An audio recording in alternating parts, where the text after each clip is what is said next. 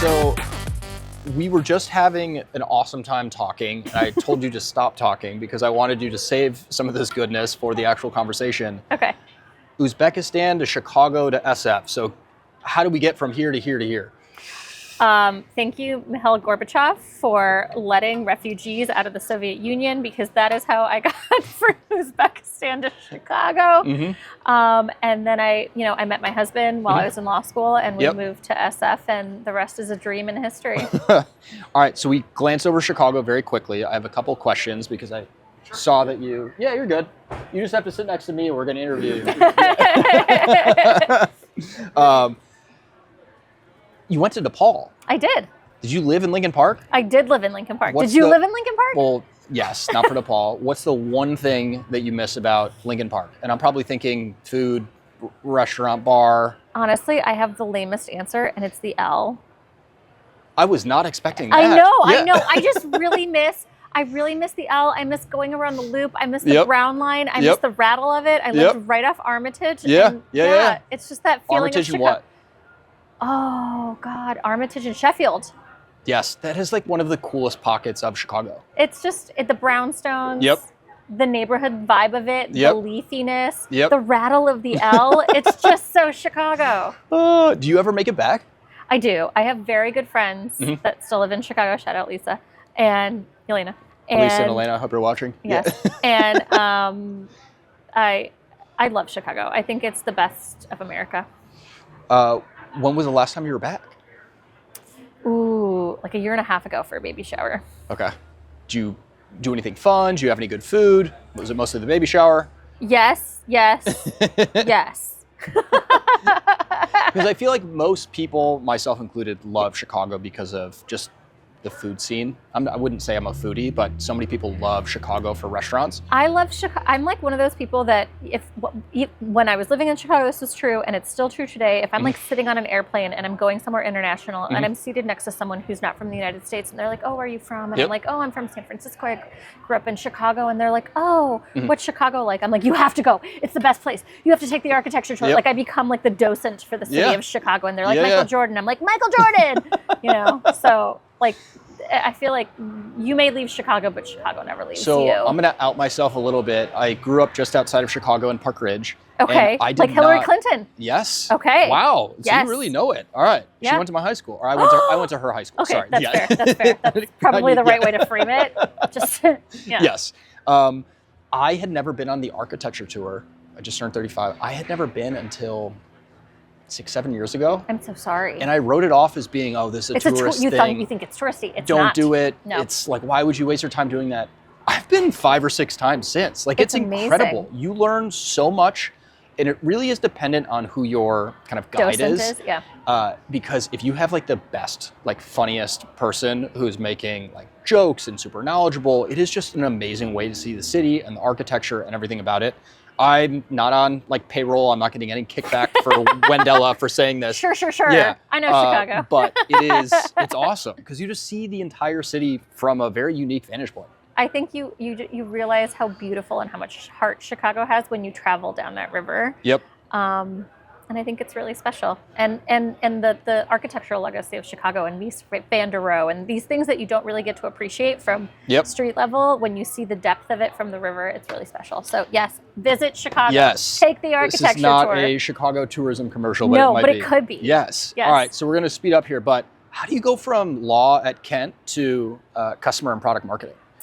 It's the same thing. It's positioning, persuasion, and people. It's the same. It's the 3 Ps. It's the same thing. It's like whether you're talking to a judge or a jury or opposing counsel or your client, you have to figure out how to make the same set of facts work, and tell that story. And whether you're telling it to a prospect or a customer or the judge, it's the same thing. So it was a natural jump, but not an easy jump. Yeah, that's amazing. Did you think that you were going to be a lawyer? No. I mean, no. I never knew what I was going to do. I come from a family that is like steeped in the medical arts. And I was told from a very young age, like, don't do this, it's terrible. And so the other paths were like, you can be an engineer, you could be a lawyer, you could go to business school. But I'm the I'm an immigrant, and so my family didn't go to school in this country. Navigating the educational system here was very difficult. Yep. And so I was kind of like blindly feeling around. I would say I fell into law. I'm really grateful for my JD and for the experience that I had and the legal training that I had. I think it's really useful for product marketing and for telling stories, especially customer stories. But I left law and never looked back. Great choice. So you talk about storytelling and messaging and whatnot. Yeah. How do you make messaging stick? Like, what is your secret sauce to coming up with really good messaging?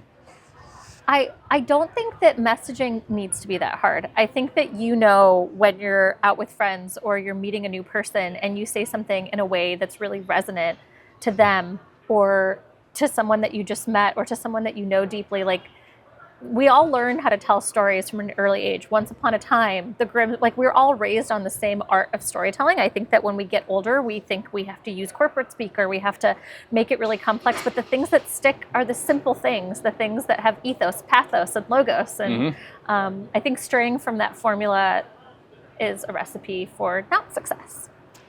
You get this, like in you can just tell that you know your stuff as it relates to product marketing and customer marketing. So this is going to be fun.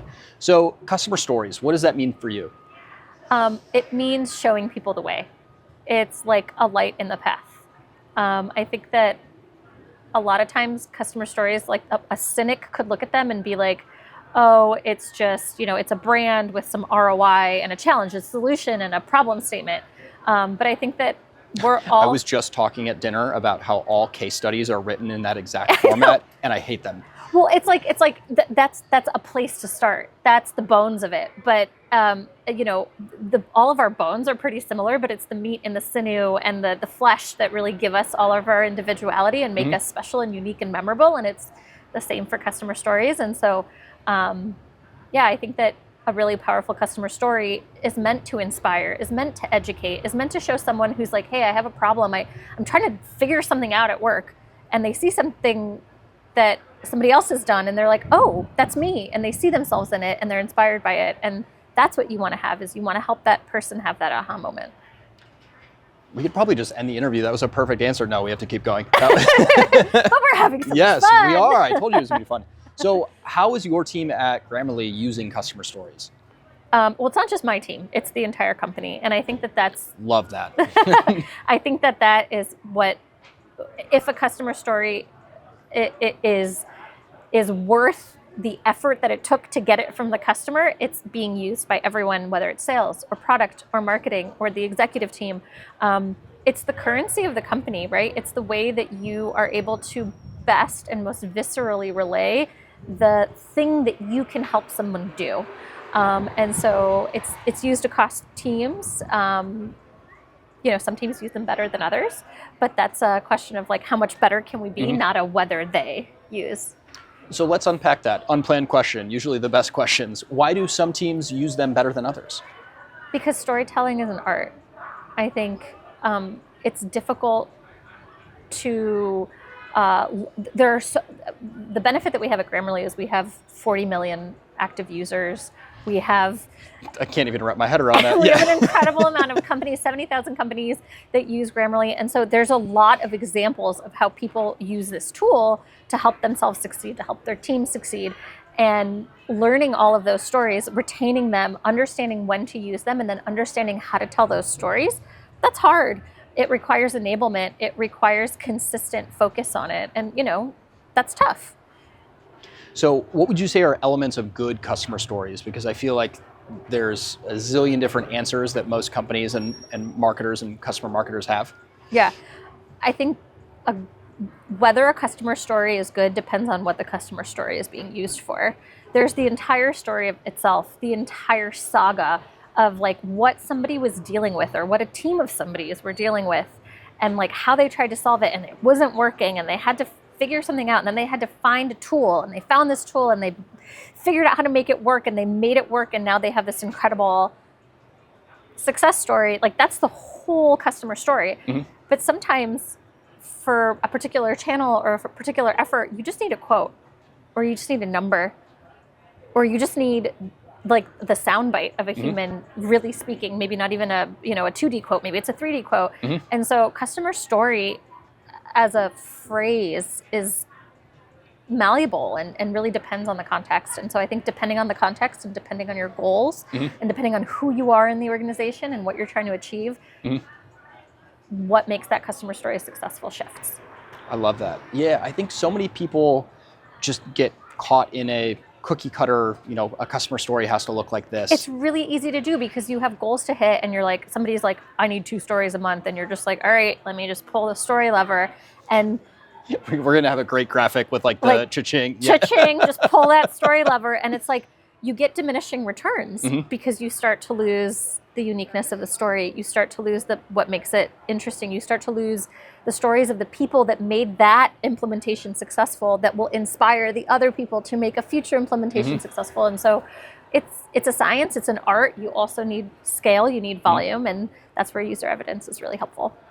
Wow, you've done these before. That was a great segue into the next best part. So how are you using user evidence right now? How is your team using it?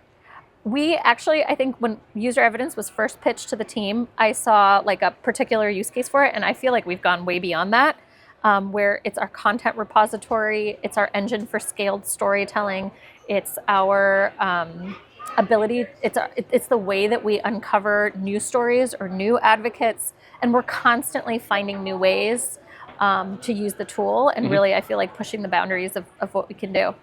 So you're going to school me on this then. What are some of these new use cases that you're using user evidence for?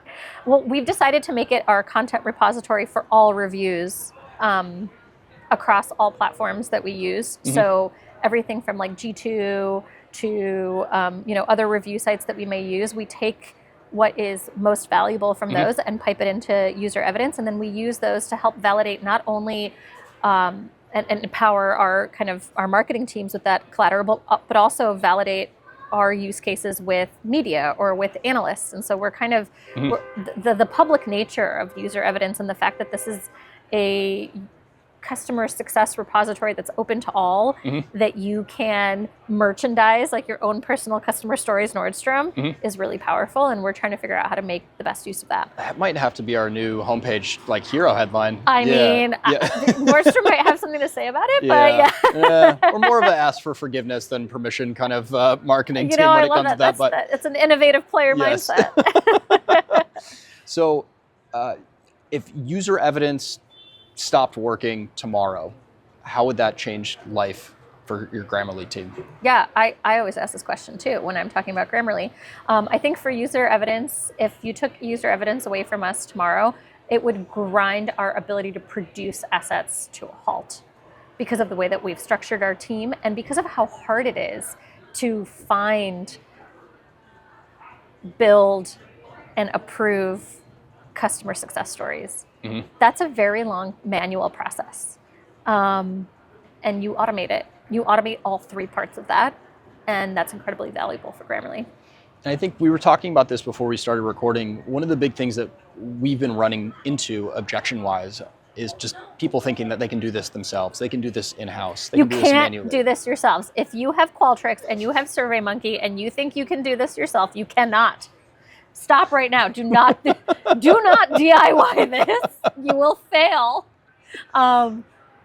There are so many things you have to have in place for this to be successful. You have to have solid data. You have to have an email marketing engine. You have to have a content curation thing. Like you will spend way more time trying to DIY this yourself than the license and the subscription costs. Like when you actually think about your man hours, especially if you have a dedicated customer marketing headcount, this is absolutely the kind of thing that will make you feel like you have a team of 5 if you have a team of 1. And so for us, it was a no-brainer in terms of how we want to invest and how we want to use scarce resources. I love that. That was just gold. You're welcome. If you could tell maybe another one of those product marketers or CMOs at the dinner table who are on the fence right now about user evidence, would you say anything differently than what you just said? No, I think that I will say for user evidence to be successful, you need to pay attention to it. Like you need to have a strategy and you need to be thoughtful about it. the more, it's one of those things where like you put an hour in, you get 10 hours out. If you put no time in, you'll get nothing out. So if you go into it knowing that you're going to get value out of it, and you know that it will multiply the investment that you put in, I think that's a healthy place to start from. So you mentioned value and investment. How do you justify the value of user evidence internally? I don't have to, because the teams that use it love it. I wish more people thought that way. Well, I think, I'll say it the other way. We hired someone, and part of their role is making user evidence more successful because it creates such extensibility in our customer marketing team. I think it really depends on the type of user evidence, lowercase, not proper noun, that you're sitting on. But if you're sitting on a broad user base of people that really love your product, harvesting that is really hard. And that's what Grammarly is sitting on, because we have millions of users. This car is also very passionate about user evidence and just wanted to add sound effects to what I was about to say. We're not planning any of this right now. No, yeah. air horn, more air horn. And so, like, in a situation where you don't know who your advocates are and you need to find them and you need to be able to capture their stories at scale, and you don't necessarily have the resources for them, user evidence is perfect. If you're sitting on a huge amount of customers who are passionate customers and you can't adequately, learn those stories and aggregate those stories and understand what the common themes are and pull the aggregated ROI out of those stories, user evidence is perfect. I love that. Like, what are the big things on your mind, user evidence aside, from a product and customer marketing perspective this year? I have a lot of things on my mind. So I think user evidence just launched Evie. How do I say her name? So great question. It's ironically, it was Evan. Have you met Evan Huck or spoke to him before? I have spoken to him before, yes. So we found out after the fact, this had nothing to do with it. That was his childhood nickname that his family would call him, Evie. Oh my God. So How personal. Yeah. So we came up with it as Evie for evidence. Right. People are calling it Evie, it's whatever you want to call it, really. Okay. But I call it amazing. yes. But we found out after the fact that was his Evie. childhood family nickname. And I was like, I wish I could have taken credit for that. Well, I love that we automated 6-year-old Evan Huck. That's great. That's a great example of, we're trying to figure out ways that we can leverage AI to help us be more effective, both with reaching customers and educating customers and helping them understand the value of maybe not even Grammarly, but AI generally. This is a really difficult time to be a knowledge worker. There's way more information than ever before. There are way more vendors knocking at your door than ever before. And it's really hard to make sense of what's actually going to make me helpful. And so being part of the solution in that mess of information is one thing that I'm thinking about. And I think that user evidence will be helpful in that, because we'll be able to query our user base and understand what's working for you, what's helpful for you, what should we tell other people is helpful for you, how do we help scale that knowledge. That's one element of it. But then even using tools like Evie or Evie, TM, is also really useful, because it's helping us make better use of the tools that we've already brought on board. We're going to have to try and get some 6-year-old Evan Huck little visual of him running around and somehow overlay There's that AI on this. for that. Yeah, we'll figure it out. Yeah. This is amazing. Good. Thank you so much for sitting down with me, especially post-dinner, which we have to get back to. It's been a pleasure. But I had a blast. And maybe I'll see you on a Wendella architecture tour sometime. I'll be the docent. Yes, thank you. Thank you.